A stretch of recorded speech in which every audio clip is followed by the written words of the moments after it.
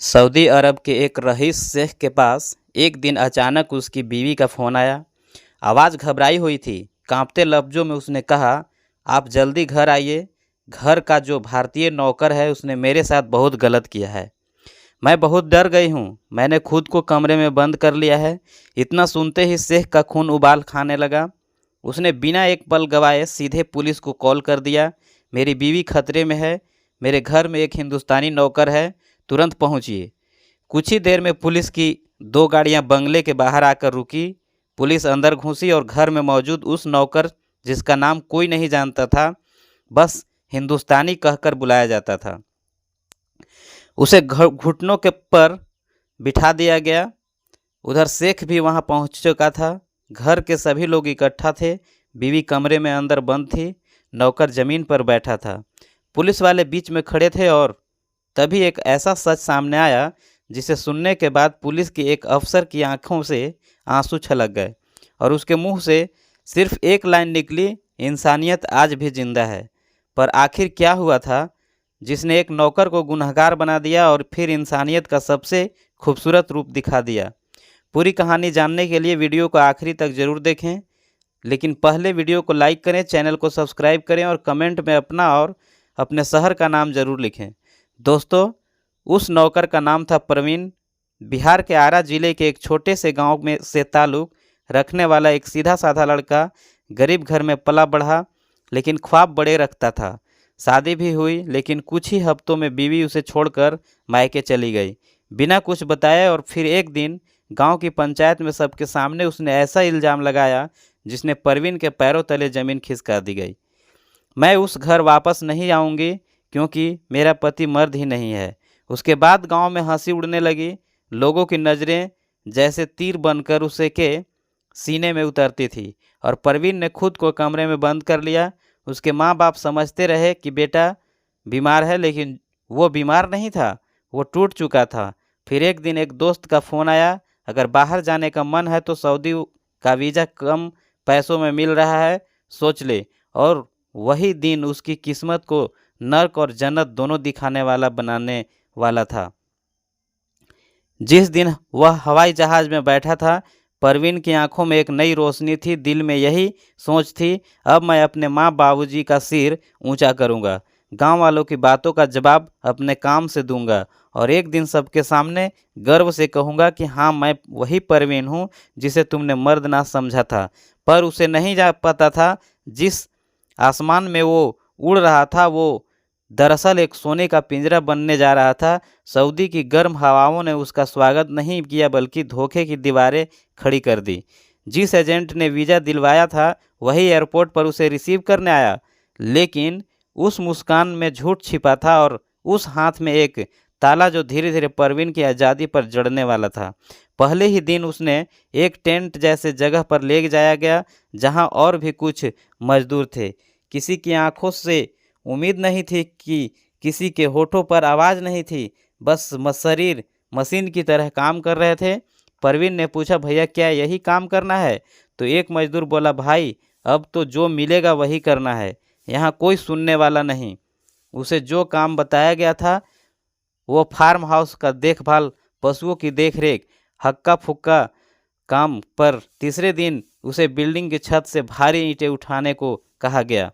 धूप में बिना खाना पानी के दिन भर झुलसाया गया और जब उसने विरोध किया तो उसे एजेंट ने उसके पास आकर धीरे से कहा, तेरे सारे डॉक्यूमेंट मेरे पास है, अगर ज़्यादा बोलेगा तो ना कहीं भाग सकेगा ना वापस जा सकेगा।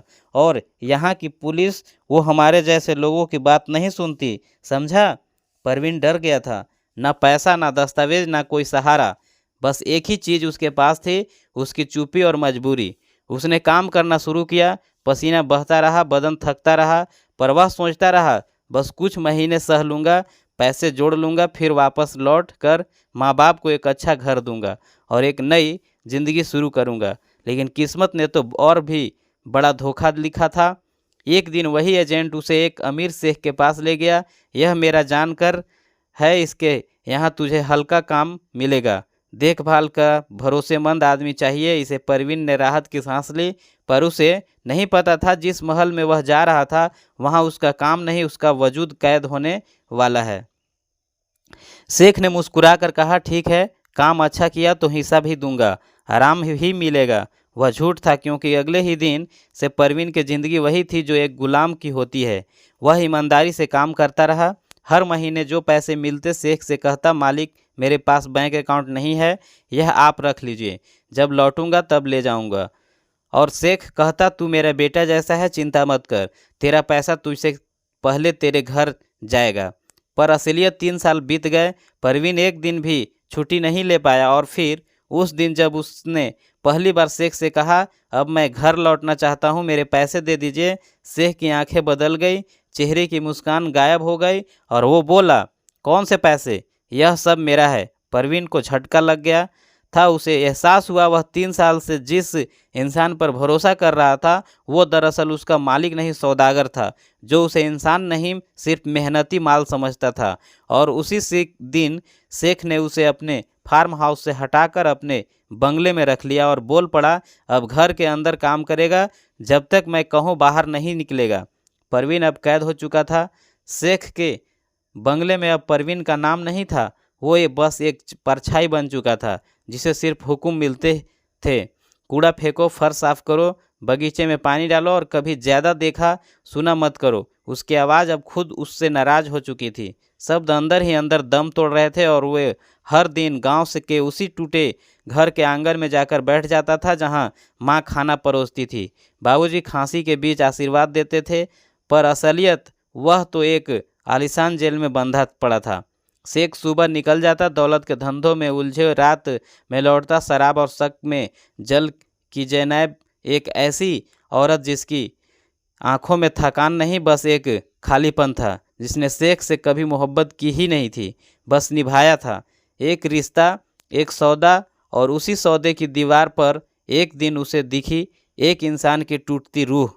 वो रसोई में खड़ी थी और देखा परवीन फर्श पर झुका बर्तन रगड़ रहा था, कंधे झुके हुए, नीचे आंखें और होठों में हर पल जिसकी सिसकी दबी हुई थी। तुम हिंदुस्तान से हो? उसने परवीन पहली बार सवाल किया। परवीन चौंका, आंखें उठाई, कहा, कुछ नहीं, बस सिर हिलाया। क्या तुम खुश हो यहाँ? जैनब ने फिर पूछा। बस इतना सुनना था। परवीन का दिल तो जो 30 साल से पत्थर बना था एक ही झटके में पिघलने लगा। उसने कहा, मालकिन मैं यहाँ काम करने नहीं, भाग कर आया था अपनी बदनामी से, अपनी बेइज्जती से, लेकिन लगता है किस्मत ने मुझसे बदला ले लिया है। और फिर वो सबके हुए अपनी पुरानी कहानी सुना गया। गांव का वो दिन जब बीवी ने कहा, मर्द नहीं है मेरा पति, लोगों की हंसी, पंचायत का फैसला, माँ की चुप्पी, बाबूजी का झुकता सिर, और फिर वो फ़ोन जिसने मुझे सऊदी पहुंचा दिया। मैंने यहाँ 3 साल तक एक एक पैसा कमाया मालकिन, हर दिन अपने खून से लेकर आज जब मैंने अपने मालिक मतलब आपके शौहर से कहा कि मुझे मेरा हक चाहिए, उसने मुझे इस घर में कैद कर लिया। अब मेरी सांसें भी उनकी इजाज़त से चलती है। जैनब का चेहरा सख्त हो गया, पर उसकी आंखें भीग गई। और आपसे मैंने यह बातें इसलिए की क्योंकि आपको देखकर लगता है कि आप इंसानियत को समझती हैं। एक लंबा सन्नाटा छा गया। फिर जैनब ने धीरे से कहा, तुम अब से अकेले नहीं हो, मैं जो कर सकती हूँ वो करूँगी। और फिर उसने एक ऐसा फैसला लिया जिसे सुनकर फरिश्ते भी हैरान रह जाते। उसी रात जब शेख घर से बाहर था, जैनब ने फ़ोन उठाया और कांपती आवाज़ में सिर्फ 2 वाक्य बोले, जल्दी आइए, नौकर ने मेरे साथ गलत करने की कोशिश की है, मैं खुद को कमरे में बंद कर लिया है, मुझे बहुत डर लग रहा है। उस झूठ के पीछे कोई साजिश नहीं थी, उस झूठ के पीछे थी एक इंसान की आज़ादी की कोशिश।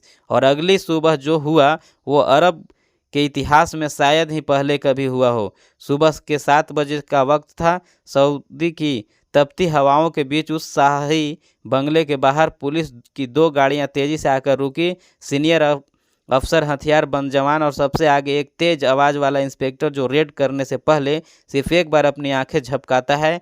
यहाँ शिकायत आई है, मालिक की बीवी खतरे में है। यह सुनते ही घर के गेट तोड़ दिए गए। अंदर का माहौल शांत था, लेकिन उस शांति में एक तेज बेचैनी घुली हुई थी। परवीन उस समय आंगन की सफाई कर रहा था। वो कुछ समझ पाता उससे पहले 4 हथियारबंद पुलिस वाले उससे घुटनों पर बिठा चुके थे। हाथ ऊपर करो, हिलना मत। बोलो क्या किया तुमने? परवीन कांप रहा था। आंखें में सिर्फ एक सवाल था कि यह क्या हो रहा है। तभी अंदर से कमरे की सिटकनी खुली। शेख की बीवी जैनब कांपते कदमों से बाहर निकली। उसके बाल बिखरे हुए थे, आंखें लाल, होठ सूखे हुए। क्या हुआ? इंस्पेक्टर ने पूछा। जैनब ने गला साफ किया और कहा उसने अचानक से मुझसे बहस करनी शुरू कर दी। बोला कि मेरे पति उसके पैसे नहीं दे रहे हैं। वो चिल्लाने लगा और मुझे धमकाने लगा तो मैं डर गई, कमरे में बंद हो गई और फिर अपने शौहर को फ़ोन किया। पूरे घर में सन्नाटा छा गया था।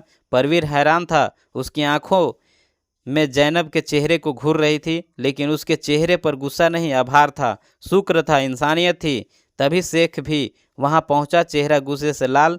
बीवी को देखा, पुलिस को देखा और एक झूठी हैरानी के साथ बोला, यह सब क्या है? क्या हुआ मेरी बीवी के साथ?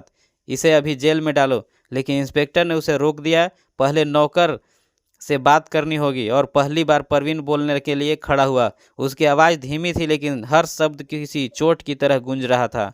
सर, मुझे माफ़ कीजिए अगर कुछ गलत कह दूं, लेकिन मैं झूठा इंसान नहीं हूं। मैं 3 साल से इस घर में काम कर रहा हूं। हर महीने जो तनख्वाह मिलती थी वो मालिक के पास छोड़ देता था। कहता था जब वापस जाऊंगा तब दे देना। अब जब मैंने पैसे मांगे तो उन्होंने मुझसे कहा सब कुछ इनका है। और अब मैं भी पूरा कमरा एक पल के लिए चुप था।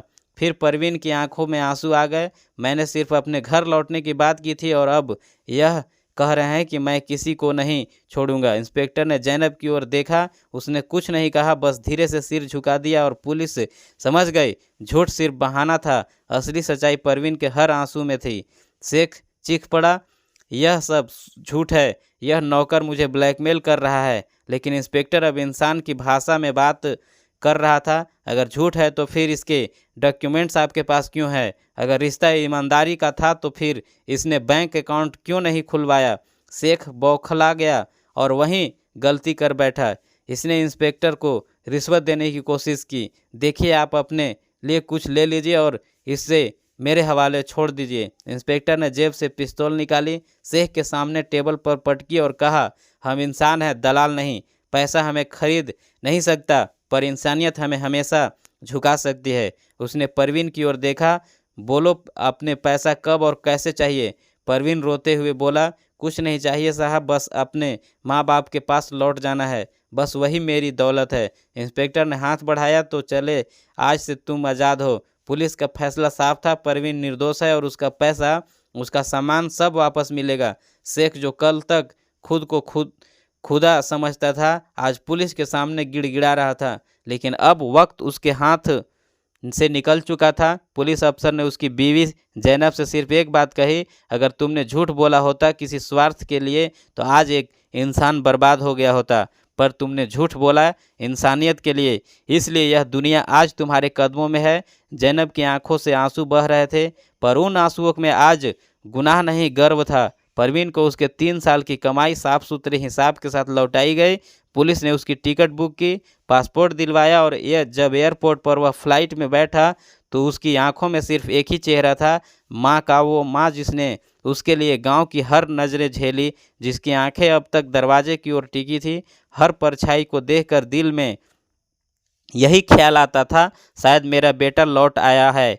परवीन जब पटना एयरपोर्ट पर उतरा तो वो दौड़ा नहीं, बस धीरे धीरे चलते हुए माँ बाप के सामने खड़ा हो गया। माँ एक पल को कुछ समझ नहीं पाई, फिर लड़खड़ाते हुए आगे बढ़ी और बेटे को सीने से लगा लिया। बेटा, क्या सच में तू ही है? परवीन कुछ नहीं बोला, बस आंखें बंद करके उस आंचल को फिर से महसूस किया जहां सांसें महफूज थी और इज्जत लौट आई थी। कुछ महीने बाद परवीन ने अपने पूरे परिवार को पास शहर में शिफ्ट कर लिया। एक छोटी सी दुकान खोली, धीरे धीरे काम बढ़ा और आज वो सैकड़ों परिवारों को रोजगार दे रहा है। उसने शादी भी की, पर इस बार एक ऐसी लड़की से जिसने उसके उसके बीते कल से उनकी उसके आज से स्वीकारा। और जब भी कोई उसे पूछता है, वो जो झूठ तुम्हारी मालकिन ने बोला था, क्या वो गलत था? तो परवीन सिर्फ मुस्कुरा कर कहता, अगर वह झूठ ना होता तो मैं कभी सच में जी ही नहीं पाता। कभी कभी एक झूठ इंसान की सबसे बड़ी सच्चाई बन जाता है। दोस्तों, यह थी कहानी परवीन की, एक ऐसा इंसान जिसे दुनिया ने तोड़ने की लाख कोशिशें की, पर उसकी चुप्पी, उसकी मेहनत और एक औरत की इंसानियत ने उसे बचा लिया। अब सवाल आपसे, अगर आप ज़ैनब की जगह होते तो क्या आप भी किसी अनजान इंसान के लिए ऐसा झूठ बोल पाते? नीचे कमेंट में ज़रूर बताइए। आपकी एक लाइन हज़ारों लोगों को सोचने पर मजबूर कर सकती है।